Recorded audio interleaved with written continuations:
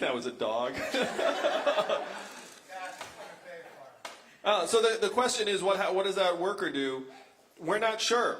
When you all call the customer service line of a big company, you probably do the exact same thing I do. You probably pound 000, say human, or representative until you get someone on the line, right? Raise your hand if that's what you do. Yeah, well, we all do it. We hate the software. In 2 or 3 years, the software is going to sound like this. Hey, Andrew, how's it going? What can I do for you?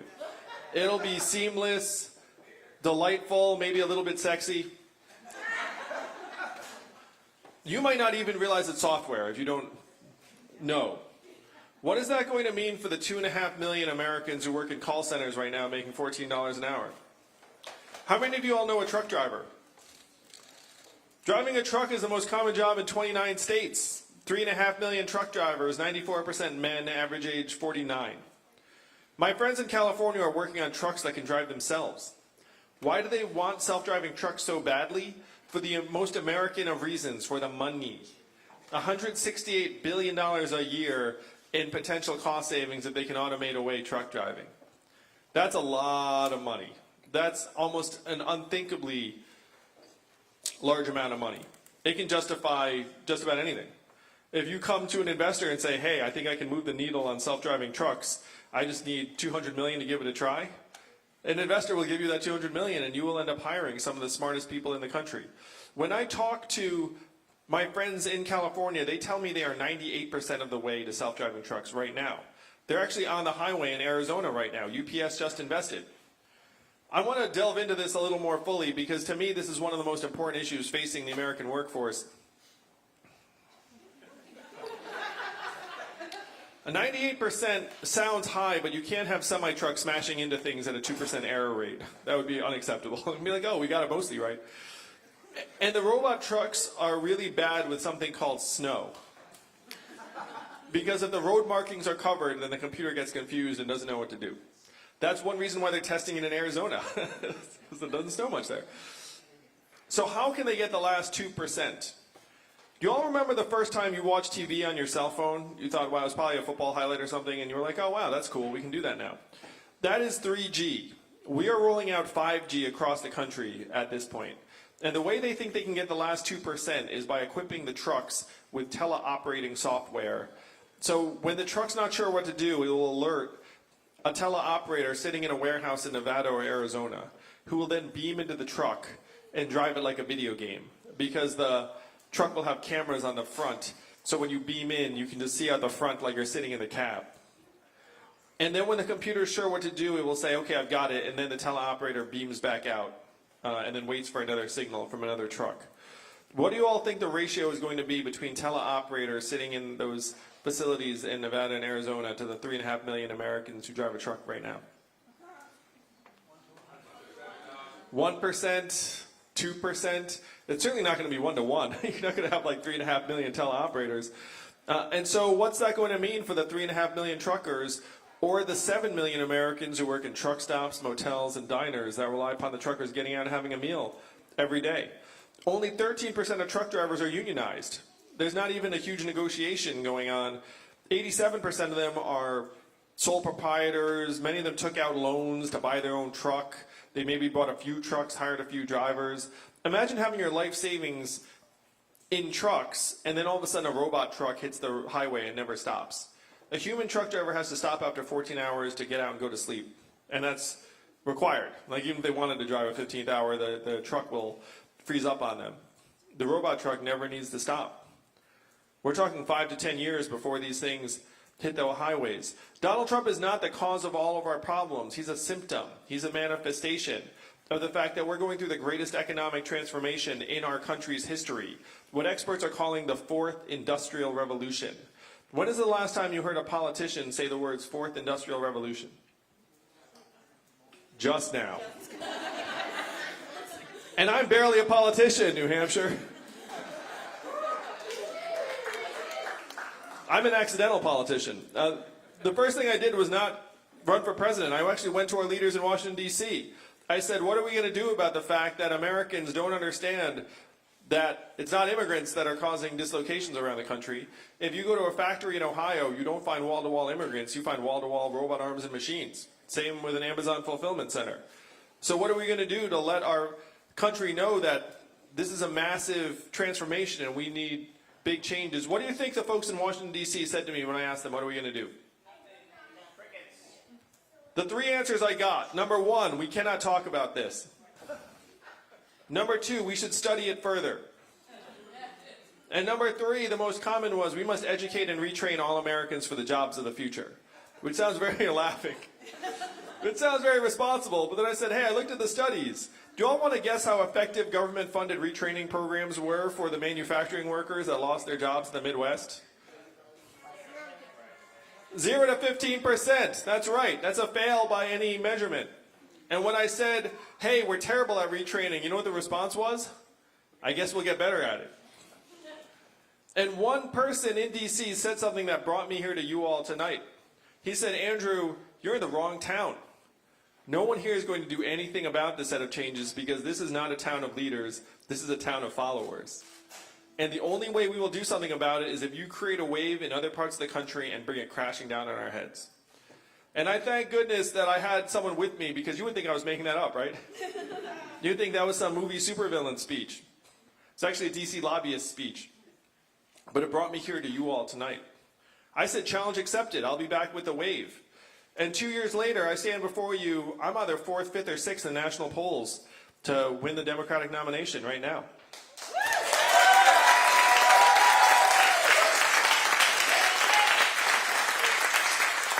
Thanks to some of you here in this room, we raised $10 million in the third quarter in increments of only $30 each. So my fans are almost as cheap as Bernie's. But there are a lot of us. So how do we create this wave, and what do we do with it?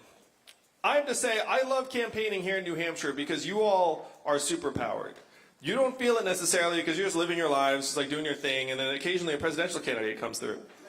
How many presidential candidates have you seen this cycle? Go ahead and do a show of hands. So that's 6. It'd be like 10, 5, 1. I appreciate the ones because it means you came out to see just this candidate, which makes me very happy. But twice, one twice. Well, I do remember you. Thank you. So the reason why candidates come through is because we know the power you all have. Do you know how many Californians each New Hampshire voter is worth? 1,000 Californians. So how many of us are here in this room tonight? Let's call it, what's the fire code here? 2,000.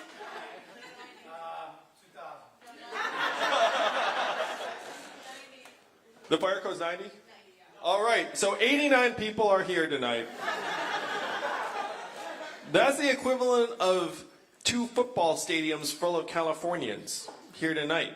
That is the magic of this place. Most Americans look up in despair. If you say, hey, you got to get out and vote, they're like, my vote doesn't matter. They are generally correct. Their vote generally does not matter. They look up and they see the pipes that are clogged with hundreds of millions of dollars of lobbyist cash, and they don't think their vote can do anything about it. Your vote can do something about it. You get enough people here in New Hampshire behind a new vision, we can flush the pipes awfully quickly and have a new trickle-up economy for our people actually become reality just like that. This is a magical place, one of the only places where democracy actually works the way it was intended. Most of the rest of the country does not. Most of the rest of the country, it's locked up. So the question is, what do you do with this power of yours? What is the vision? If you're here tonight, at some point you heard this. There's an Asian man running for president who wants to give every American $1,000 a month. Remember the first time you heard that? And the first time you heard it, it sounded like a gimmick. It sounded too good to be true. It sounded like it would never happen. But this is not my idea. This is a deeply American idea that's been with the country since our founding. Thomas Paine was for it. As a founding father, called it the citizen's dividend for all Americans. Martin Luther King fought for it in the 60s. He called it the guaranteed minimum income, and it is what he was fighting for the day he was assassinated in 1968. 1,000 economists, including Milton Friedman, endorsed it in the 60s, and it was so mainstream it passed the U.S. House of Representatives twice in 1971 under Richard Nixon. It's called a Family Assistance Plan. And then 11 years later, a state actually passed a dividend where now everyone in that state gets between $1,000 and $2,000 a year, no questions asked. And what state is that? Alaska. And how does Alaska pay for it? Oil. And what is the oil of the 21st century? Sand. Technology, data, AI, self-driving cars and trucks, software. Did someone say marijuana? That was... Sure, throw pot in there too. I'm for legalizing weed. That's like the green math hat. The green math hat, it's like math, money, and marijuana. A study just came out that said that our data is now worth more than oil. How many of you saw that study? Keep your hand up if you got your data check in the mail. None of us got the check. Where did it go? It went to Facebook, Amazon, Google, and these trillion-dollar tech companies that are paying nothing or next to nothing in taxes.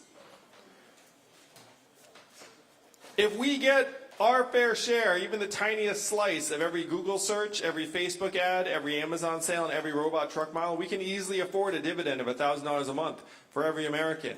What oil is to Alaska, technology is to America. They call this the oil check in Alaska, and they love it 40 years in. We're going to call this the tech check, and all of America is going to love it.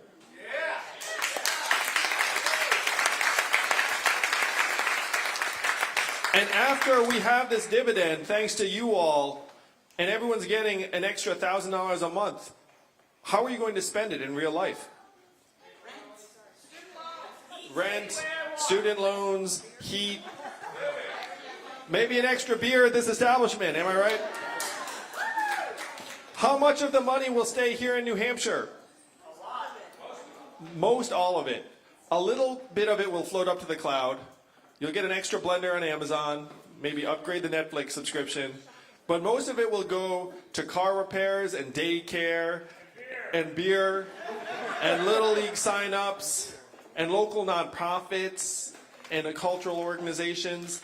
This is the trickle-up economy that we can make reality very, very quickly. It will make us stronger, healthier, less stressed out, mentally healthier, will improve graduation rates, will improve our relationships, will bring down domestic violence, will bring down hospital visits. And we can make this happen. We have to make this happen, particularly because rural areas right now are getting depleted and devastated by the 21st century economy. If you have children who are being brought up in a rural area, they feel like they have to leave in order to access certain opportunities. And then you have your property taxes continue to creep up because you're losing population. And then there's this negative spiral. Because you have your property taxes go up, you look around, it's harder to sell your house, and then the population continues to head in the wrong direction. That is the reality for many rural areas in this country, and we have to reverse it. The way we reverse it is actually make the economy revolve around us, the owners and shareholders of this society. It's actually the only way forward, because the changes I'm describing are about to pick up steam. If you think it's bad now, is when artificial intelligence leaves the lab.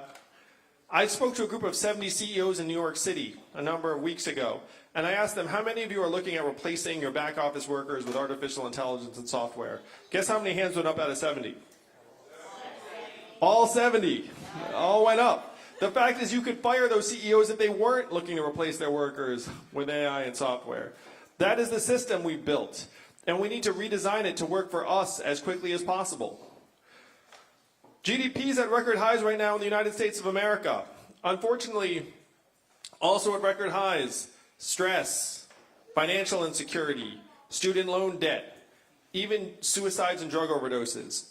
It has gotten so bad that America's life expectancy has declined for the last 3 years because suicides and drug overdoses have overtaken vehicle deaths for the first time.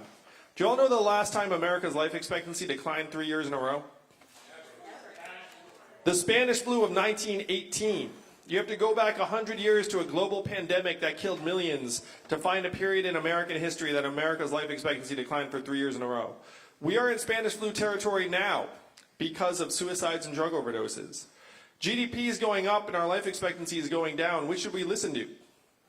And I talk about my own family. My wife is at home with our 2 boys right now, one of whom is autistic. What is her work figured out in GDP every year? Zero. And we know that's perverse. We know the work she's doing is among the most challenging and vital in our society today.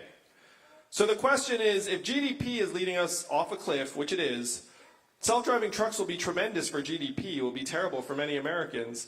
What should we do to modernize our economic measurements to actually correspond to how we are doing?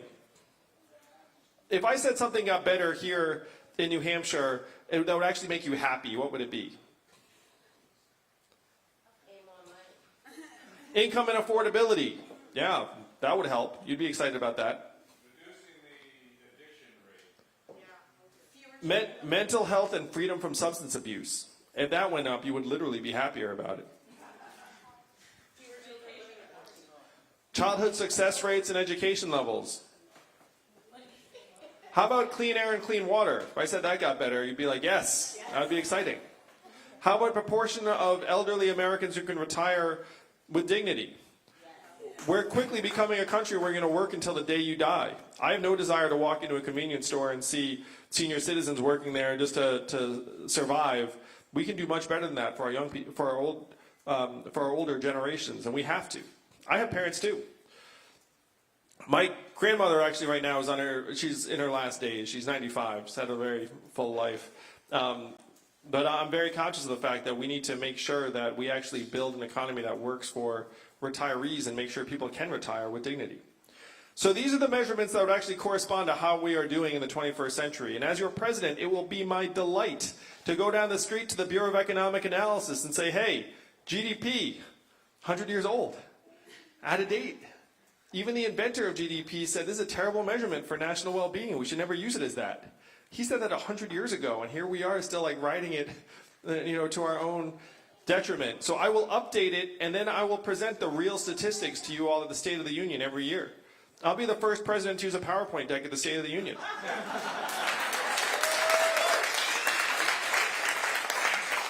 And if you like that vision, you should really join the Yang Gang. That's a very distinct visual. So this is what we have to take to the rest of the country as quickly as possible. That we can humanize our economy, that we can make it revolve around how we are doing. That if we get the measurements right, imagine running a company. Raise your hand again if you had a company or a business or organization. Imagine having that company or business or organization with the wrong measurements. You're laughing. Like, how is that going to perform over time? That's where we are right now as a society. There are 3 headline measurements they keep beating us over the head with. What are they? GDP. Headline unemployment. Stock market prices. Those are the 3, right? GDP we talked about. Did you know that if a hurricane knocks down a town, it's good for GDP? You guys know that? Because then you have to spend all these resources to rebuild the town. It's like a temporary GDP boost. I know, it's crazy. Yeah, war also very good for GDP.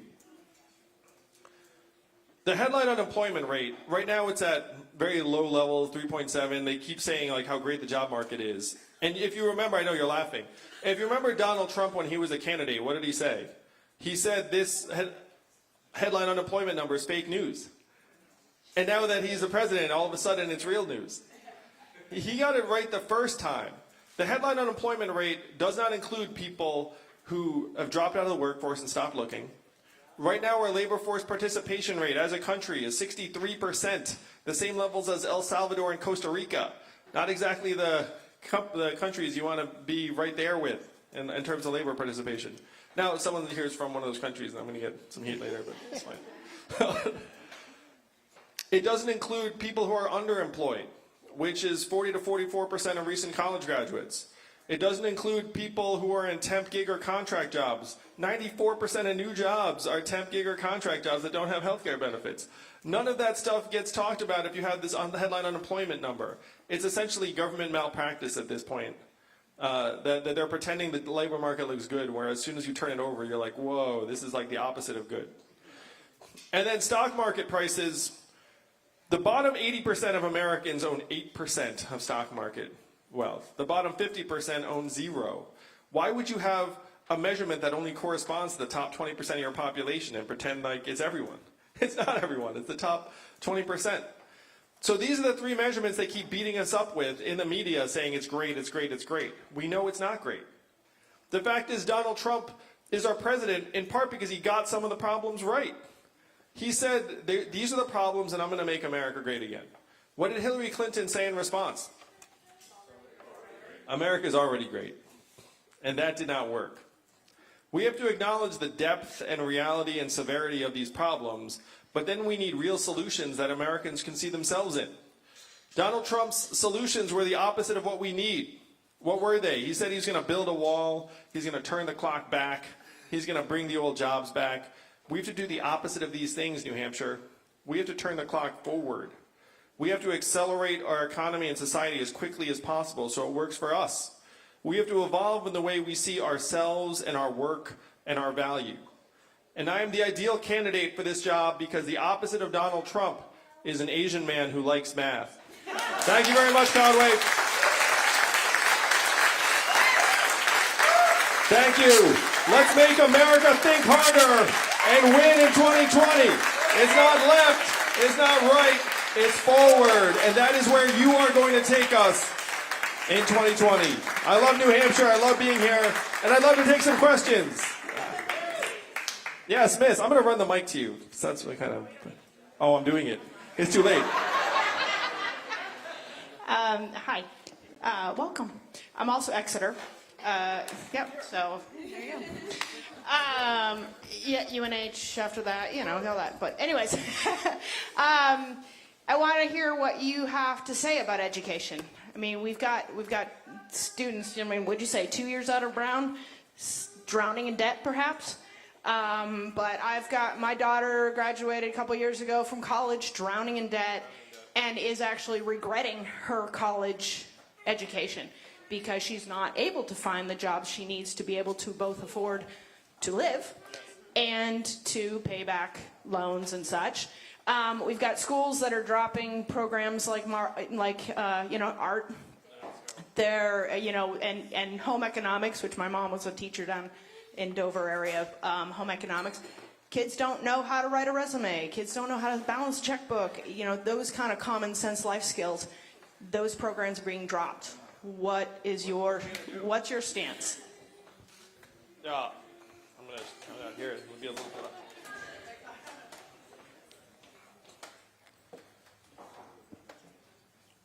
We have been overselling college to our young people for years and years now. We've stigmatized anything that's not college, and it's a disaster. We're up to $1.6 trillion in student loan debt, almost $40,000 per graduate. And again, if you graduate from college, there's a 40 to 44% chance that you're going to do a job that doesn't require a degree anyway. There's a 41% chance that if you start college, you're not going to finish in 6 years. And it's not like the school gives you a refund. You know, they're not like, oh, you didn't finish, here's your money back. So you get the debt and no degree, and there are millions of Americans who are in that boat. So how do we fix it? We have to attack it at every level. First, we have to go to our young people and say, look, college is not the end-all, be-all. And we have to build up vocational and technical and apprenticeship tracks at the high school level. Let people know that these lead to really good, well-paying, solid jobs. Only 6% of American high school students are in technical tracks today. You know what that percentage is in Germany? 59%. Think about that gulf.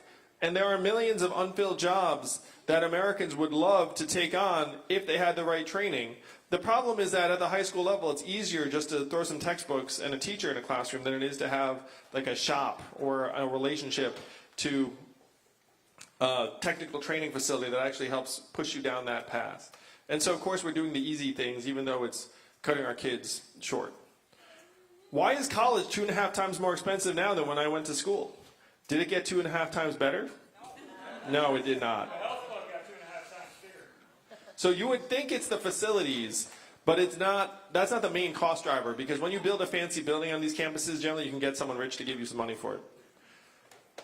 There are two main reasons why college has gotten so much more expensive. One is that states have cut back aid, but that is not the main driver. The main driver is that the proportion of administrators in universities has gone up 200%, even as the price has gone up 250%. You see that relationship? And so you have to get the cost down for these colleges and say, look, these administrators don't actually impact the student experience in a meaningful way. Like the fact that you've larded up your bureaucracies to this level, then pass the cost along to Americans, is not acceptable. So we need to pressure colleges to get the cost down to historic norms. And the way to do that is to tie government aid and even their tax-exempt status to their administrator to student ratio. Say, look, you have to get it down to a level it was, let's call it in the 90s. And universities will say there is no possible way we can do this. And then it'll say, I have a feeling you'll figure it out. And then lo and behold, they will figure it out, and then we'll find out. It turns out that students had no relationship with like the middle vice dean of whatever. And we're talking about non-faculty administrators, because faculty touch students. But the massive spike in both salaries and employment slots has not been for teachers and faculty. It has been for non-faculty administrators. So you try and get the cost down of college.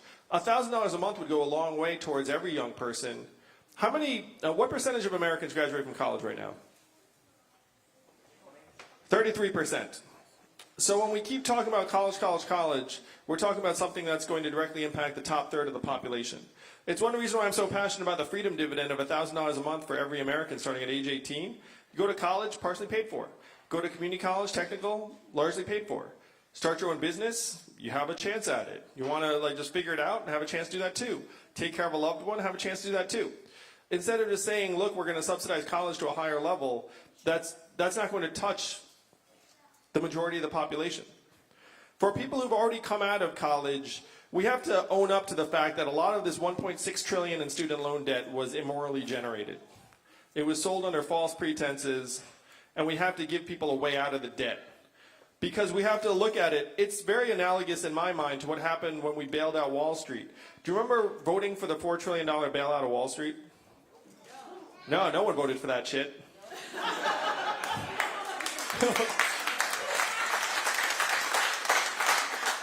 True. And there was a choice during the bailout. They could have kept Americans in their homes and forgiven a lot of the mortgage debt. Or they could forgive the banks. What did they choose? Forgive the banks. We're in a similar boat when it comes to student loan debt. Are we going to free up our people and say, look, these debt loads should not weigh down the hopes of generations of Americans, or are we going to choose the banks again? I say it's an easy choice. This time we're going to choose our people.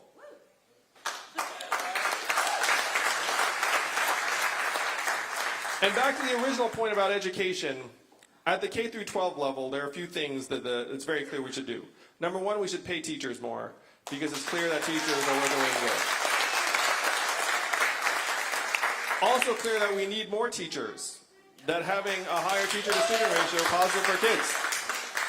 We need to de-emphasize the SAT and standardized tests at every level, because right now, those tests are doing more just to punish and stress out our kids than actually something productive. Do you all know that we came up with the SAT during World War II as a way to figure out who not to send to the front lines? And now we treat every year like it's wartime, like beating our kids with it. It doesn't make sense. There are so many teachers that know that they should be doing something other than teaching to the test, but they teach the test because they think that's how the kid's going to get evaluated, that's how they're going to get evaluated. We need to free teachers up to do their jobs. We need to send kids to school in circumstances where they can actually learn. 2/3 of kids' academic performance is based on things that are outside of the school. So this is, I'm a parent, I know. It's parental time with the child, words read to the child, stress levels in the household, type of neighborhood. These are the things that actually influence 2/3 of our kids' academic performance. We go to the teachers and say, hey, you're 100% responsible. Who here is an educator? I sense there are some educators here. Yeah. You know you can't control 100% of that kid's performance. You can control 1/3 based upon your time with the child, and then 2/3 happens when they go home, or the summer, or before they even set foot in a classroom.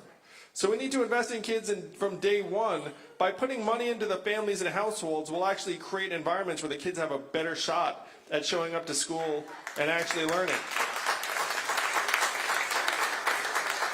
And then the last part of this is we have to update our curriculum, because not just the SAT, but our curriculum is shaped around an industrial area economy that does not exist anymore.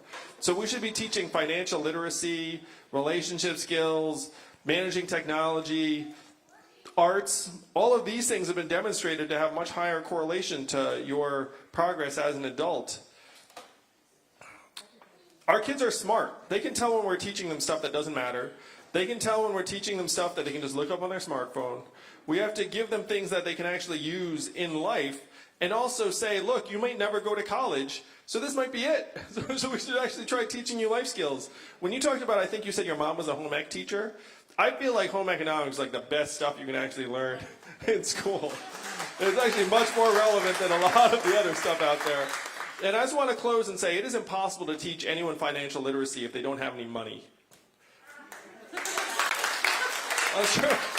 Like, I learned that stuff over and over again, just went through in one ear, out the other, until I actually had some money. Then it was like, ooh, this is what they were talking about. So imagine a country where every 18-year-old starts getting $1,000 a month at age 18, and we teach them financial literacy first semester of their senior year. Do you think they'll pay attention then? They'll be like, heck yes, I'm going to get the freedom dividend. I'm about to adult up. I have to know what the heck to do with that $1,000 a month. This is the way we actually transform our educational system to become more relevant for our kids, because right now we are not doing right by them. That's a very long-winded answer, but I have a lot of thoughts about education.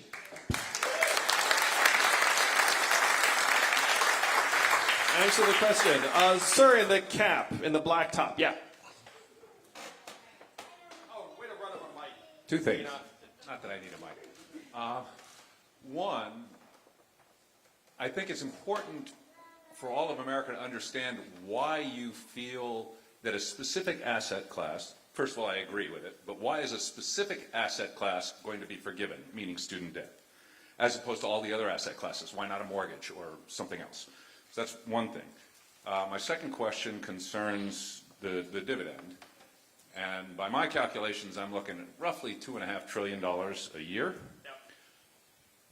If we look at the tax cut that we just had, that was $1.5 trillion a year, and it just added $1.5 trillion to the deficit. So I haven't done the math. I don't know how many transactions you were talking about or what kind of impact on those transactions you were going to have.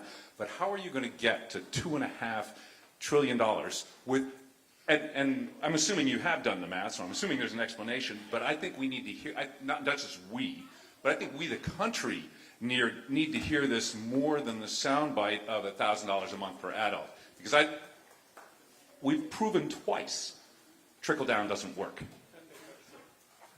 I think we need to give trickle-up a chance, and I think it will work because, as you said, retail is the driver of our economy. That's where we spend our money. Give me an extra $1,000 a month. I'm going to spend it locally. Give a billionaire $1,000 a month. He's going to do nothing. Zero impact, yeah. Thank you. Those are two great questions. On the debt forgiveness part, I would not zero out the student loan debt, but I would create very, very equitable and manageable paths to repayment. So one suggestion is if you commit 10% of your earnings for 10 years, then you are debt-free. And so everyone has a light at the end of the tunnel. So I agree with you that there is something where you need to at least maintain some relationship to the existing debt. But at this point, we have to own the fact that a lot of this debt is unmanageable. And so I agree with you that you don't want to single out a particular asset class to the extreme at the expense of others. I love the math question. It makes me really happy. I'm going to tell you guys a true story. So I've been running for president for a while, and I used to actually break down the $2.5 trillion or so into like chunks, and then people's eyes glazed over a little bit, and it was like too many numbers, and then I sort of was like, all right, that's cool. I'll translate it into something a little bit easier. But I love digging in. So here we go. If you have even a mild toll on all these transactions, our economy is so massive now at $20.5 trillion that even this mild toll generates conservatively about $800 billion. And that's before things like robot trucks and whatnot hit the highway. So that number can go up a lot. Because right now, if you have artificial intelligence, saves us, let's call it a couple $100 billion a year, how much of that comes to the public? Zero, because the big companies that own the AI are going to pay zero in taxes. So if you put a mechanism in a toll and they generate a couple $100 billion, and we can get tens of billions of dollars very quickly. But conservatively, you're looking at $800 billion or so. Now, $800 billion is not $2.4 trillion. So what happens to the other 1.6? Like you just said, when you have money in your hands, you're going to spend it. It's going to grow the consumer economy significantly by 10 to 12%. Generates hundreds of billions in new tax revenue because this business may hire a new server, the garage might hire a new mechanic. All the additional commerce and expansion ends up generating, conservatively, hundreds of billions in new revenue. If you had to throw a number on it, you could say something like $500 billion or 500 billion or so. So now you're looking for an additional trillion or so to make up the difference. Here's where some of the magic happens. We're going to save billions of dollars on things like incarceration, homelessness services, emergency room health care, stuff that we spend hundreds of billions of dollars on right now. I was here in New Hampshire, and a corrections officer here in the state said to me, we should pay people to stay out of jail because we spend so much when they're in jail. This is a corrections officer. He was on the verge of retirement, so I think you can tell like it is at this point. But right now, we think we're trying to be smart by not investing in our people. We end up paying up the wazoo in much more destructive and punitive and costly ways when they hit our institutions, because you know our institutions are incredibly costly and punitive. And then the fourth thing is, it's going to increase our human capital by $700 billion a year. Now, what do I mean by human capital? Someone did a study and said if you were to alleviate extreme poverty in the United States, what would that generate in terms of better educational outcomes, better health outcomes, better mental health, higher productivity? And the number they came up with was $700 billion a year. Every good company invests in its people all day long. It says if we invest in our people, then our company will be more productive. You invest $1, you get $2 back. That's what good companies do. In the public sector, we have the opposite take. It's like try to avoid investing in our people, and that'll save money. It's actually the opposite. If we invest in ourselves, we'll end up making ourselves stronger, healthier, more enterprising, more productive, more whole, and that generates $700 billion a year. So between the cost savings and the human capital upgrade, you're looking at a little more than $2 trillion a year, which gets you within a hair's breadth of the 2.4 you're looking for. And the remainder you can get through a data dividend or a carbon dividend or a number of other means.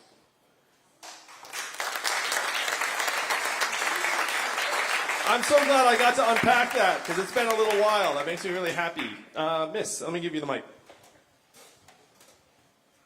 So I'm a teacher, and those are my students. So thanks for talking about education.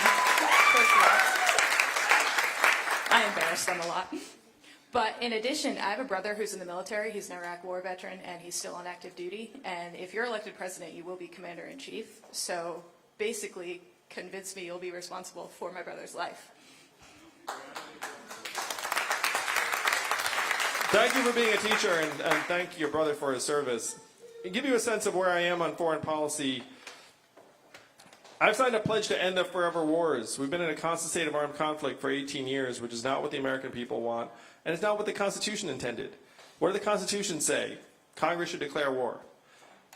2001, Congress said, hey, executive branch, you have authorization to use military force on whoever you see fit. And Congress has essentially washed its hands of these decisions. And the executive branch has been running, in my mind, to excess over the last 18 years. So I would be much more judicious and restrained in using military force. I would rebuild our diplomatic relationships. It was James Mattis, who's not a dove, who's the Secretary of Defense, who said if we spend less money on diplomats, we have to spend more money on ammunition. And to me, that's the wrong move. We should be spending more on diplomats and less on ammunition. We spend $750 billion on our military-industrial complex that we know about, and a lot of that could be spent better in other ways. And so I'm suggesting that we move a significant proportion of the military-industrial budget to infrastructure, which would be an ongoing domestic need that actually enhances our economic productivity and creates many, many new jobs. For your brother, we have to do much more for veterans who are returning from abroad. I talked to veterans groups, and they said something that really stuck with me. They said it's not just that employers aren't looking to give you a hand up. They're actually looking for reasons to say no to you because they think that you're a risk in a way that a non-veteran might not be. And I said, oh my gosh, like that's so dark. But it's generally correct because you know how employers think. Employers aren't like, I'm going to try and give everyone the benefit of the doubt. They're like trying to just minimize their risk, and they see veterans as unfortunately not the right bet in many circumstances. So we have to try and make it easier for veterans to come back, invest in their opportunities here at home. One thing that's very obvious is that right now their military credentials don't translate to the civilian world. You have people who spend years abroad doing certain forms of work and they come home and it counts for zero, and that doesn't make any sense. So I've already endorsed legislation to make military credentials translate to the civilian workforce when they get home.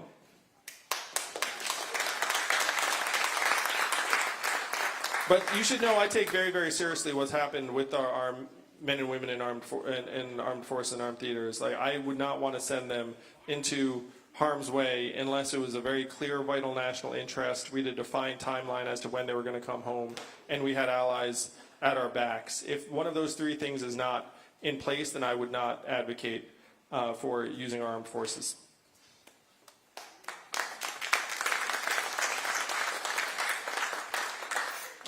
Sir.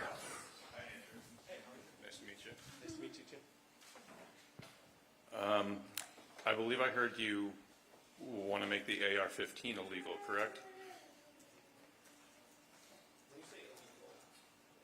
Confiscate? I'm for voluntary buyback. I think. Sure. So, I think most Americans at this point agree that we need to do more in terms of common sense gun safety laws. I am not for a mandatory buyback because I don't think it's realistic or practical. I'm for a voluntary buyback and for trying to make the supply of guns safer in this country over time.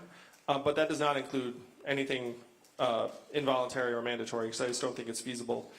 I will say that almost 2/3 of gun deaths in this country are suicides. And this is something that we can all agree that we need to try and tackle in more significant ways. To me, there's this whole chain of events that occurs prior to gun violence. And we need to do what we can, the last two steps, which is getting a firearm and using it. But then we also have to look at the first steps in the chain, which are what's happening in our families, our schools, our communities, our mental health infrastructure, get people help when they are feeling a sense of despair. Because we all know that if we had a self-destruct button on our body, at some point in our lives we would have pressed it because of a moment of weakness or shame or loneliness. And then a moment later you would have reversed it because you would have been like, oh, like, obviously I don't want to do that. But in some cases, unfortunately, particularly for gun owners, people make a decision and then it's irreversible and tragic. And so we have to try and help people stay stronger to avoid those kinds of irreversible moments.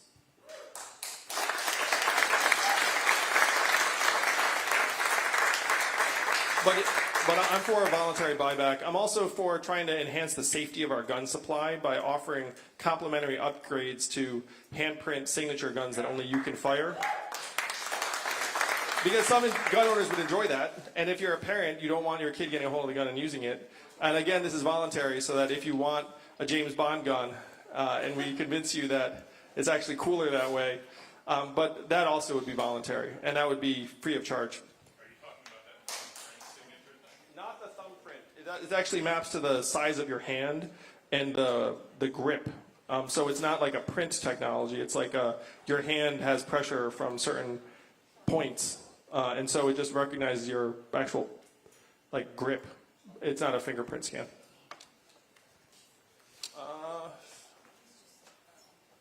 The adorable 12-year-old. You are 12, right? Yeah. I did the math.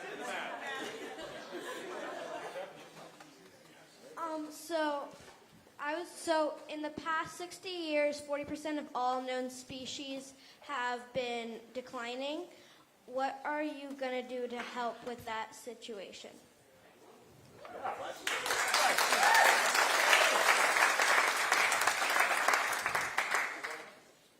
Most of that's being driven by climate change. How many of you agree that climate change is an existential threat?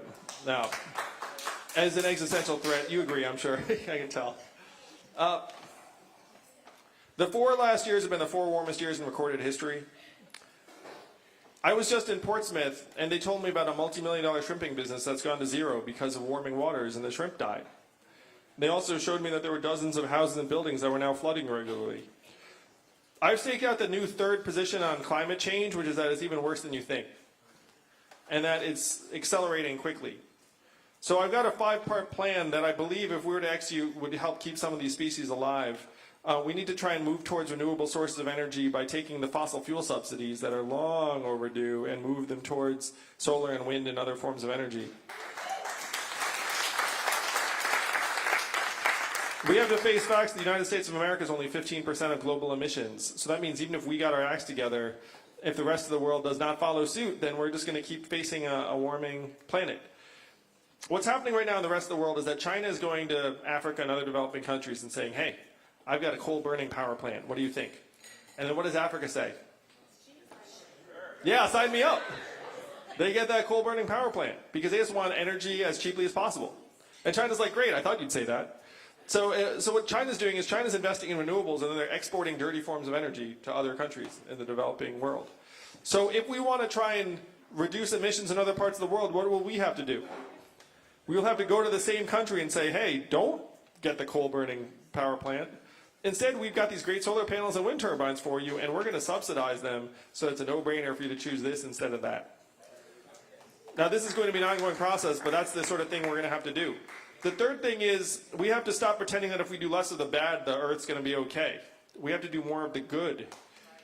So what does good look like in this context? We have to reforest tracts of land because it turns out trees are great at capturing carbon.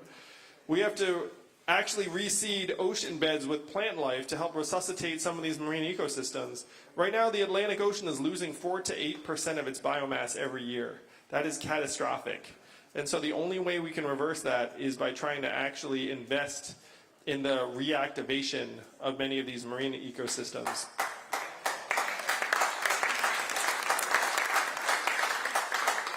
The fourth thing is, when there's a natural disaster, who suffers the most? Poor people, people of color, people who don't have cars they can just drive away in. So you put a freedom dividend into people's hands, helps protect all citizens, but then we have to invest hundreds of billions of dollars in making our communities more resilient. It's one of those situations where you invest $1 billion now, you save $5 billion later. That's not really the American way right now. The American way right now is to wait till you have to spend $5 billion. We have to start getting ahead of this curve in a big way. As one example, we only successfully maintain about 10% of our forest land. And most of it's becoming a tinderbox because of climate change. It's becoming like this giant fire zone. That's why they've shut down power in parts of California right now, is because they don't think they can control the forest fires. So they actually shut down power in 17 counties. I don't know if you've seen this in the news. This is the freaking, this is the United States of America and we're doing this? We're like shutting down power because we're afraid of, anyway. So there are things we have to do to actually try and mitigate the worst effects and protect our communities. And the fifth thing is I would advocate for a constitutional amendment that says safeguarding the environment is a core responsibility of the U.S. government for generations to come. So hopefully we can protect some of these species we're talking about, because we can't have these species dying off on us. You know what the ultimate species we need to protect is humanity here. Shake your head no.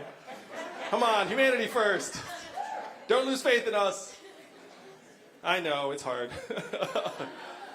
Other questions? Miss, let me get you the mic. Oh wait, Christina's got you. Go ahead, Christina.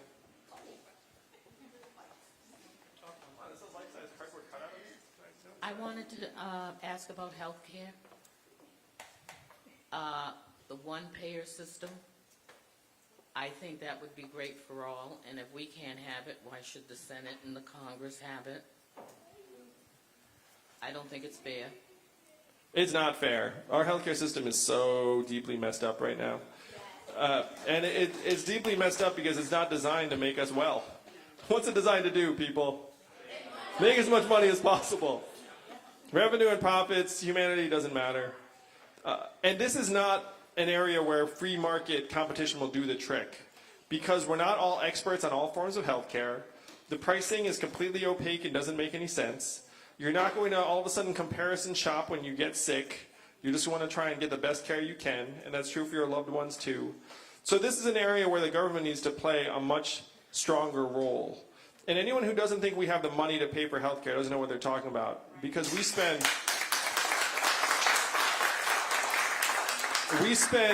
twice as much on our healthcare as other countries to worse results, because again, it's not designed to actually make us well. It's designed to make the drug companies money, the device companies money, and the private insurers money. So I am for Medicare for all, get healthcare off the backs of Americans. I'm essentially on the entire Bernie train. I actually supported Bernie in the last race, and it's like, give you a sense of where I am. The only way I differ from Bernie is that I don't think we should outlaw private insurance immediately, all at once. I think what we have to do is demonstrate to the American people that private insurance does not make any sense if we're doing a good job of providing people care, and then you put them all out of business. If we do it right, then they get put out of business pretty quickly. And there would be a few private insurers that survive because they managed to find ways that they can add value at the margins. And I think that's appropriate because there are going to be some of these private insurance plans that end up driving resources towards innovations that would happen in a way that they might not otherwise. But Medicare for all, cover everybody, only mild co-pays, and we can do this. I'll tell you all, my parents moved back to Asia. They go back and forth. And they could not believe what was happening when they went to the healthcare system in Asia. They were like, this is delightful. I just show up, they give me what I need, filling, procedure, whatever it is, I give them $40, and then they send me home. And they were like, I thought I'd want to come back to the US for my healthcare. They're like, I don't. And I heard this story and I was like, how are they doing this over there? But then I knew the answer. It's like because the system is not designed to make maximal revenue, it's actually designed to just try and deliver the best care it can. If they can do it in other parts of the world, why can we not do it?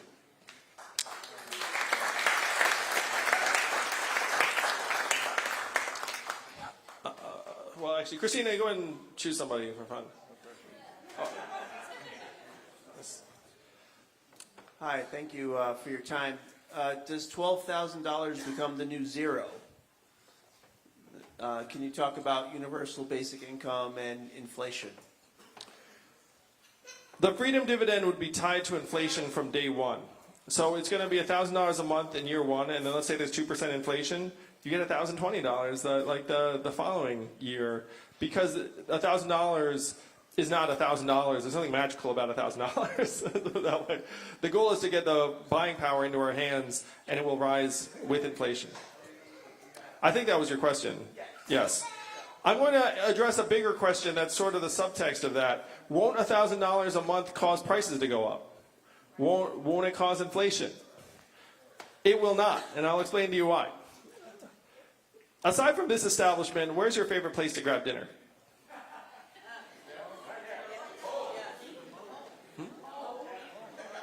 Home.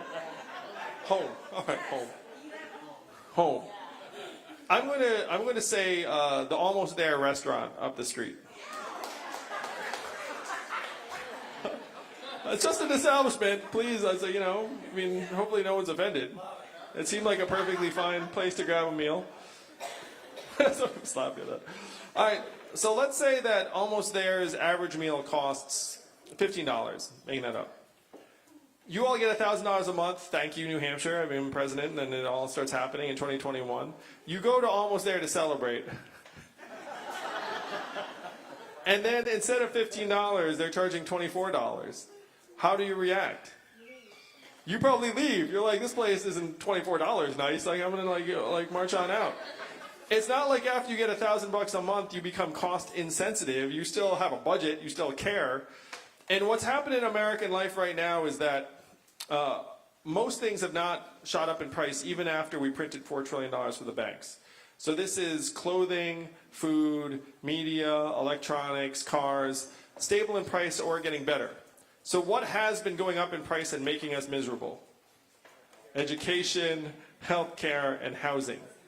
And these three things are not being driven by money in our hands. They're being driven by the fact that colleges just keep jacking up the prices and you have no choice but to pay and take out loans. Healthcare, you have these private insurance companies that just jack up their rates every single year. You feel like you have no choice but to pay. Housing, it's a little different. Housing's because there aren't incentives to create affordable housing options, and there are NIMBYism regs in most parts of the country where they say, hey, we're going to make it so you don't actually create that sort of housing because we don't like it. None of this is being driven by money in our hands. And if you put money in our hands, it actually ends up increasing our buying power. We'd be able to keep the vast majority of it. Because if an establishment in any competitive market decided to jack up its prices like Almost There, then you would just go across the street. And then all it takes is one business to be like, you know what, I'm not going to gouge everyone. I'm going to charge what I can make money on, and then everyone has to follow suit. So that would happen in most every part of the economy. The only parts of the economy it won't happen in are these non-competitive markets of education, healthcare, and housing. So we need separate plans to try and bring down the costs in those areas because those costs are breaking our backs. Yeah. All right, I've got time for one more question, and then we're going to do selfies. So let me find someone awesome. You're all awesome. I've actually enjoyed the heck out of this town hall. This is the most fun I've had in a while. I like to go man-woman on the question front, so I'm going to give you the mic right here. I would like to know what you're going to do about the opioid epidemic here. And the reason I ask is because I feel a lot of people are being judged.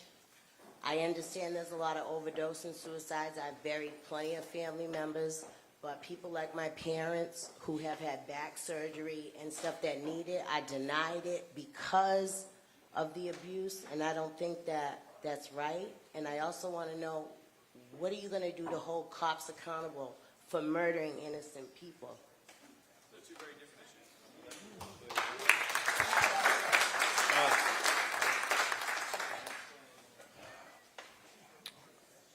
On the police violence front, the goal would be to invest in community training, community-based policing, and try and have it so that there's actually a degree of relationship or trust built up between police officers and the community.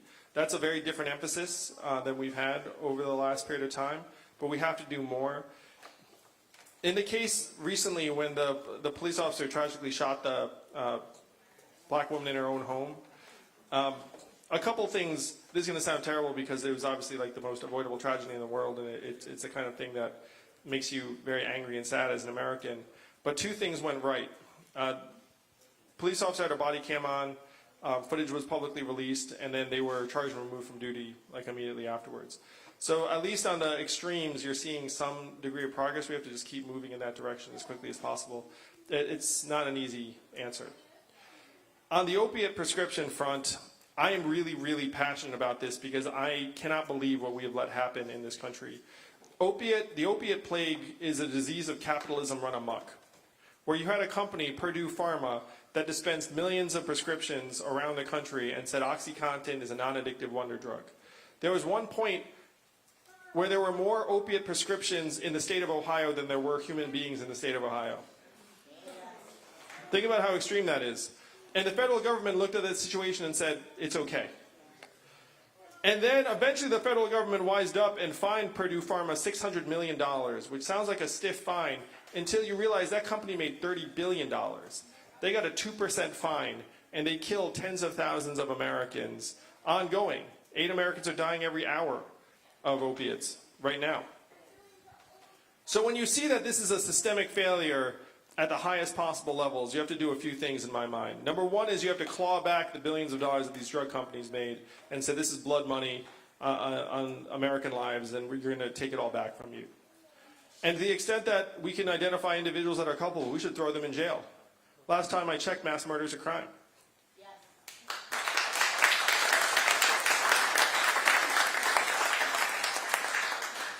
Now, whether I got to say something about this. The physicians are the ones prescribing this. These are scheduled drugs. You know, these are not like Tylenol.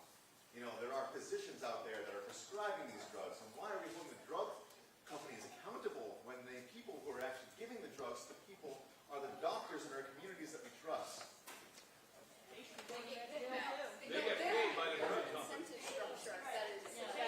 just to address this briefly, if you look at the internal correspondence on the Pushers and the companies instead. If you look at the internal correspondence of the drug companies, they were actually fully aware of what they were doing.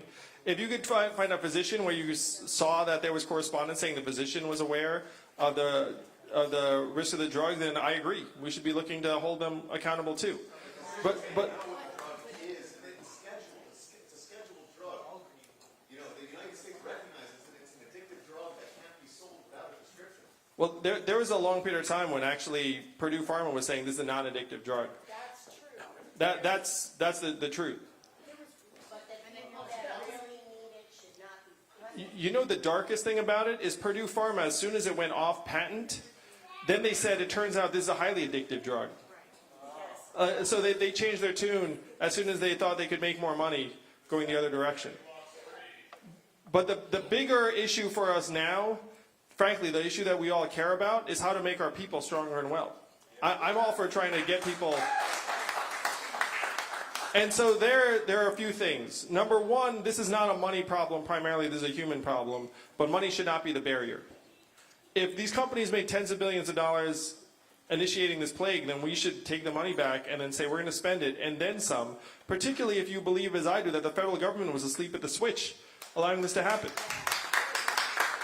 This is not a private failing, this is a systemic failing, and this is a disease of capitalism. So what we do is we put resources to work to give our friends and family members and neighbors a fighting chance to get off of these drugs, knowing full well that that is not a dollars and cents problem, because if you go into these treatment programs, you have to go over and over again. It doesn't happen overnight. So then you have to look around the rest of the world. What have other countries done when they were facing the same kind of issue? What they did was they decriminalized opiates for personal use and said, if we catch you with these drugs, we do not send you to jail.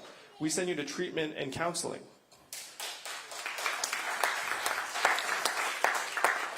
I was here in New Hampshire and an EMT told me that he saves the same people over and over again because they overdose and then they go home and then they overdose and then they go home. And so he said we need to have safe injection and safe consumption sites so that after we save them, they actually go someplace where they'll actually get treatment for addiction and not die, because this is not something you can necessarily bounce back from.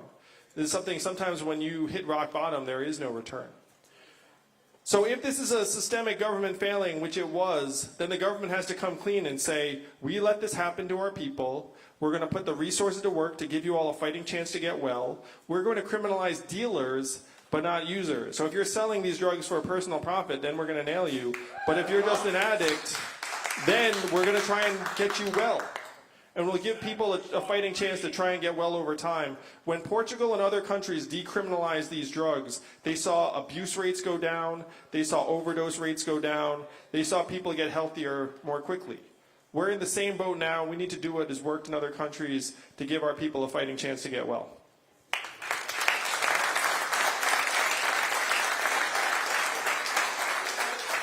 All right, so we have a choice between questions and selfies, and I think we're going to choose selfies. Thank you all very much, Conway.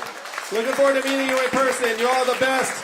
Let's make history together in 2020 and win this whole thing.